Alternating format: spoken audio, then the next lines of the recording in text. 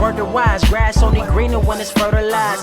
Gave them truth in these songs, they prefer to lies. Destiny beautiful, adrift in her purple lies. You can't see me, you Stevie. Wondering how I reach more evolutions than Evie and make it look easy. What is up, Earth's mightiest subscribers? It's Ernie, Blerd without fear.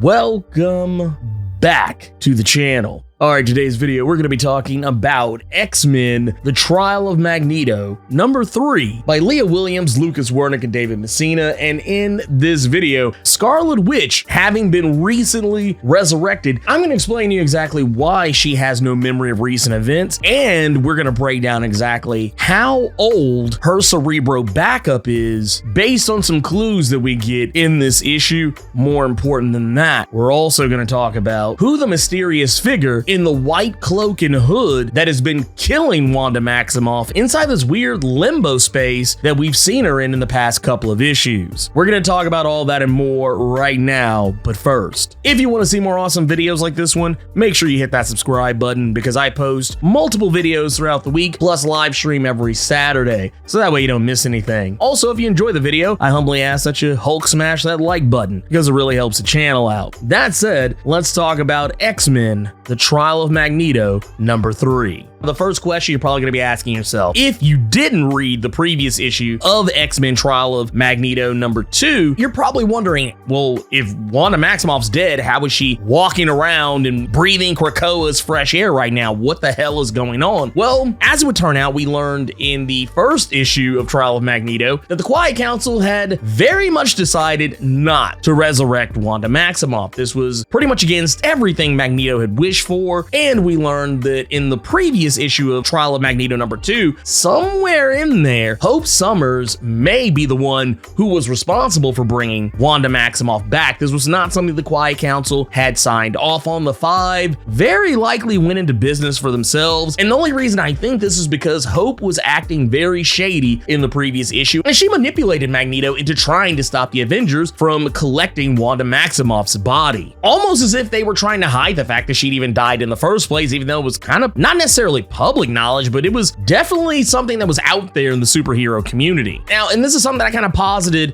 during my video for Inferno, so go check that out if you're interested. But considering the fact that other people are being resurrected against the Quiet Council's wishes without at least 2 of the key figures of the Quiet Council even having any knowledge of it, those being Magneto and Charles Xavier, we saw in Inferno number 1 that the character Destiny, Mystique's wife, had been brought back from the dead despite the fact that there was a very strict mandate that she shouldn't be. And we know that the 5 have been recently reviewing the rules regarding resurrection about who and who should not be resurrected. This was in regards to clones and duplicates, but maybe, just maybe, especially when we see the fact that the character Blindfold is also going to be brought back for the Legionaries, which is once again also because of Destiny. There's a rule about having precogs on the island, people who can see the future. So if Destiny can be brought back, if Blindfold can be brought back, if Sabretooth is going to be running around, all of these characters can be brought back. Very likely the 5 have been going into business for themselves, and we do know the Trial of Magneto takes place before the events of Inferno. Kind of seems like there's a lot of crossover here. The other thing that's probably going to throw you for a loop is the fact that Wanda seems to have no memory of recent events. When she's resurrected, the first thing that she did in Trial of Magneto number 2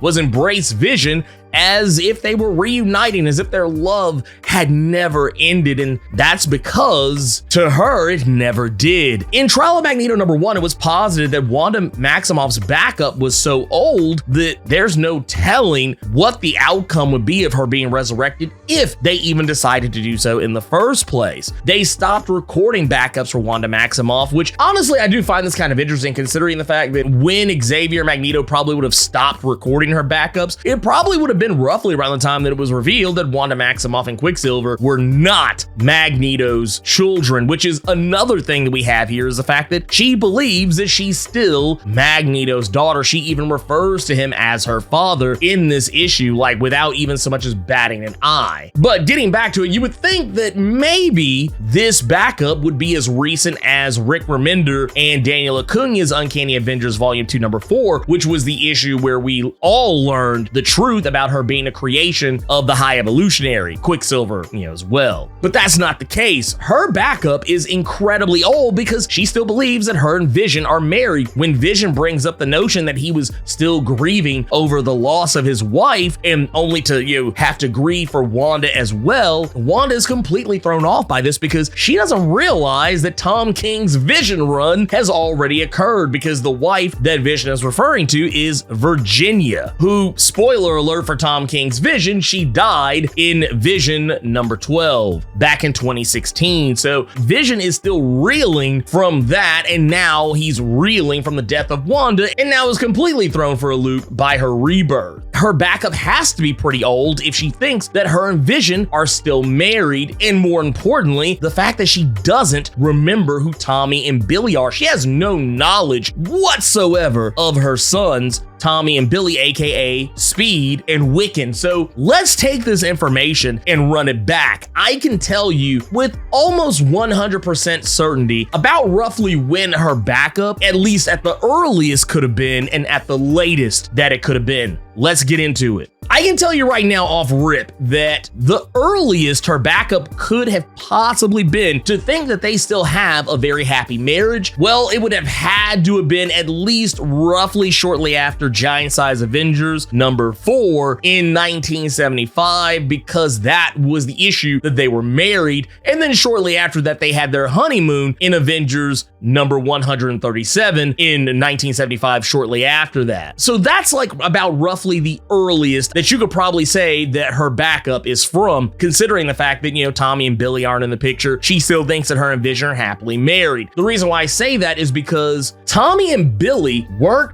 brought into the equation until Vision and the Scarlet Witch Volume 2, number 12. Now, that was when they were born. Now, if we really want to get granular with it, I would say that it would have to have taken place probably before Vision and the Scarlet Witch number 3, which is when it's heavily implied that she used her powers to impregnate herself with Vision's children. That would be the absolute latest that I think her backup could have possibly been, because at the end of that issue, she does use her powers to impregnate herself. Now, in the previous issue of Vision and the Scarlet Witch number 2, that was the moment that Vision and Wanda first started talking about having children. That's the absolute latest that I think this could have taken place at all. Now, in regards to Vision and Wanda's marriage and their happiness, the reason why I kind of, posit all this is because, well, for one, I already just said Tommy and Billy weren't born yet, but another thing to consider is the fact that in the Avengers West Coast series, Vision was killed off and was then later brought back. He was reformed. This is roughly around the time that we got White Vision, and because his memories were no longer linked to Wonder Man, he and Wanda had a very tough time rekindling their relationship. He was actually incredibly cold to her, and he even broke up with Wanda over the phone in Avengers West Coast number 63 in 1990. It wasn't even to Wanda. He actually told Wonder Man. Wanda wasn't even on the phone. It was pretty crazy. So you kind of get why I feel the way I feel about these things. So yeah, let's go ahead and just say it definitively. The earliest that her backup could have been from is from Avengers number 137, and at the latest, I'm gonna go ahead and just say with all affinity, probably somewhere around the Vision and Scarlet Witch Volume 2, number 1 or 2 at the absolute latest from 1985. Like I said, this gets incredibly strange because once again, she has no memory. She doesn't remember House of M. She doesn't remember Avengers Disassemble. She doesn't remember any of the things that have happened, some of her greatest hits, and she clearly doesn't remember the events of Empire, X-Men. So that is pretty much the rub there. That's what's going on here. So if you had any inkling, if you had any wonder about why all this is happening, that is why that is happening. Now, the other thing we got to talk about too is the implications of Wanda no longer having her memories and how it's going to affect everything going forward. Because at this particular point, Prestige and Marvel Girl decide that it is important that she gets her memories back. She is a woman who is now technically lost in time. She has no clue what's going on. The world has changed around her and she is still living in the past. So for better or worse, they're going to show her greatest hits. And when they say greatest hits, this this doesn't mean just the good things. They're gonna show her all the bad things as well. Now, I know what you're thinking. How are they gonna give her memories back if she doesn't have a backup? Well, I think what's actually happening here is that they're giving her their recollection of the things that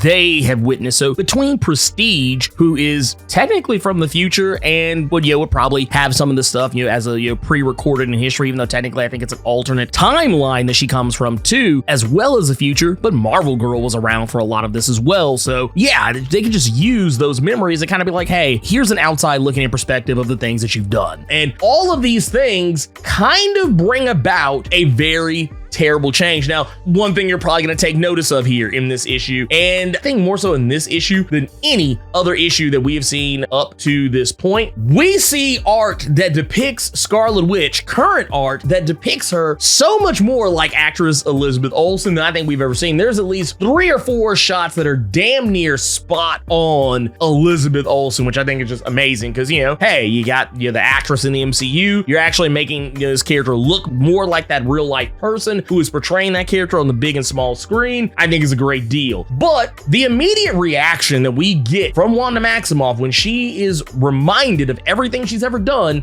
once again, Avengers Disassembled, House of M, Empire X-Men. The reaction is 3 giant kaiju-like creatures rising from the depths of the ocean and attacking Krakoa, which actually kind of makes the Avengers and the X-Men have to work together in ways that I think they haven't worked together in quite some time, at least not on any meaningful level. And this, I'm gonna go on a limb and say, is probably all because of Wanda Maximoff. Her powers revolve around chaos and reality warping. Now, I'm gonna go on a limb and say that Wanda has no control over this, and it's all probably happening reflexively, kind of like how it has happened to her in the past before she gained more control over her abilities, because all of this stuff that was kind of going on with her is all stuff that kind of goes back to Avengers number 186, when she really started, developing her reality bending abilities. She didn't have this, quotey fingers chaos magic until she was given that quotey fingers blessing by Chthon. So it kind of makes sense that this is happening and no one's really sure why it's happening, and she doesn't really seem to have a reaction to it. Like, that's what I'm kind of thinking is going on here. I could possibly be wrong. I am totally open to that. But if I had to take a wild stab at it, considering how we've discussed how her backups, when they take place, or how old or new they are, it would kind of make sense. I mean, yeah, technically Chthon is the reason why she was able to use chaos magic, but maybe it was something she was always able to do and just Chthon unlocked it somehow. Maybe this event kind of triggered and unlocked that. The memories of everything that happened, maybe that is what unlocked all of that, because all of the memories take place after the fact. So you never know, it might be some weird loophole in the matter. All that aside, the enemies that they're facing off cannot die. They keep coming back, and these monsters are very likely tied to Wanda's fears and doubts about all the memories she just received and everything that's going on around her. All that aside, it does open up a new dialogue, because there's a character who we've been seeing Wanda face off with in this weird limbo-like dimension, like some weird way station between life and death. And it's this character that was described as having a white cloak and hood. Now, for those of you who are not familiar, this is actually, and I can't believe I never caught this, but in doing research to try and understand when Wanda Maximoff's backups and everything took place, going back and forth between all these different issues of Vision and the Scarlet Witch, Avengers West Coast, Avengers proper, and all this other stuff, I went back to the original Vision and Scarlet Witch 4-issue miniseries and realized who this character is meant to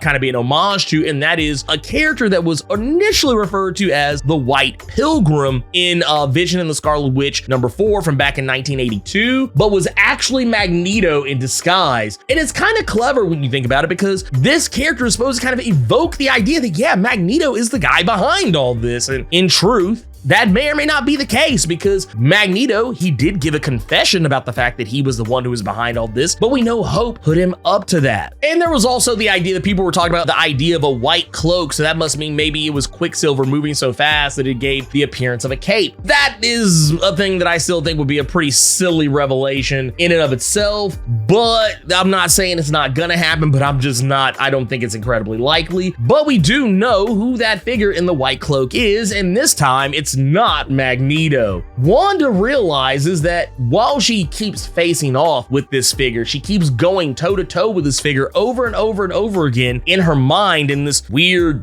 way station between life and death, she is presented with an axe that she uses to swing in such a way that she, quotey fingers, spins the wheel. This realm, she reveals, is made of chaos magic, and when she makes that revelation, the figure in the white cloak, who I guess we could also refer to as the White Pilgrim, at least up to this point, that character reveals who she really is, and it turns out that this character is an older version of Wanda Maximoff, dubbed Old Lady Wanda. And it's someone who seems to kind of be in on what's going on. She seems to have all the answers. She seems to know things, but she can't just give away these answers freely. At least that's what it seems like based on her response to Wanda telling her how finally, it took you long enough to figure all this out. That said, this actually puts a whole new spin on things because once again, we still don't know who is actually responsible for the death of Wanda Maximoff, at least not straight up. I mean, once again, yes, Magneto did confess to it, but he was manipulated into doing so. So it could have very well have been a lie, or it could have been the bull-faced truth, and we just have to accept that. The other thing I think is very interesting about this is that the way that Wanda came back, the backup of her came from Magneto's cerebro, and it came from a time where she would still believe that she was the daughter of Magneto. And this was something that Magneto did initially say that,